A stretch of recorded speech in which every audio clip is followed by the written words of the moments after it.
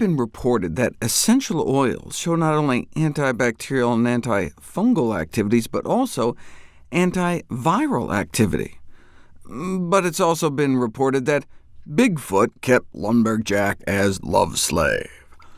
What does the science show? How about pitting essential oils against HSV-1, the herpes virus that causes cold sores? There's a drug called acyclovir that helps, but now there's drug-resistant strains, and so they were looking for other alternatives, and they found that a variety of essential oils at a concentration of just 1% could totally suppress the replication of the virus, including tea tree oil, peppermint, and on down the list. But this was in a petri dish. What about in people? Recurrent cold sores affect as many as 20 to 40%. Tea tree oil appeared to work in vitro, so they undertook a randomized, placebo-controlled study to evaluate the efficacy of topically applied tea tree oil in the treatment of recurrent cold sores.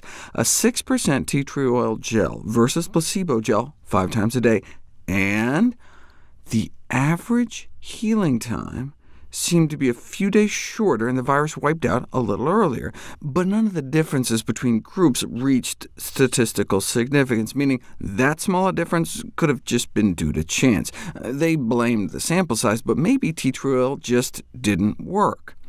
It'd be interesting to put lemongrass oil to the test, since it was the only one still effective at wiping out viral activity at even 10 times lower a dose, 0.1%, but it doesn't look like that's ever been done.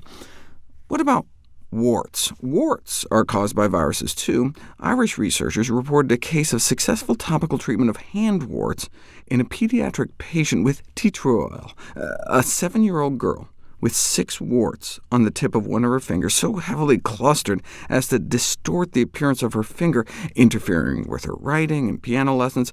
She had undergone the standard caustic treatment where you paint them with acid, but they just came back with a vengeance, so her doctors figured, what the heck, and suggested applying straight tea tree oil, and after 5 days, all warts had considerably reduced in size, and another week they were all gone, and they didn't come back.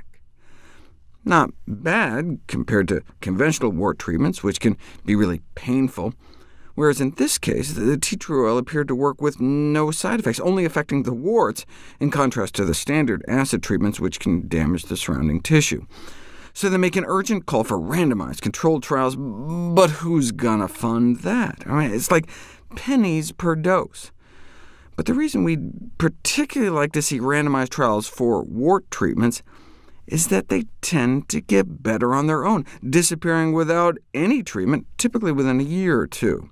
That's why, since antiquity, it's been believed that warts can be removed by various magical processes. You pay some witch doctor, your warts go away on their own, and they take the credit.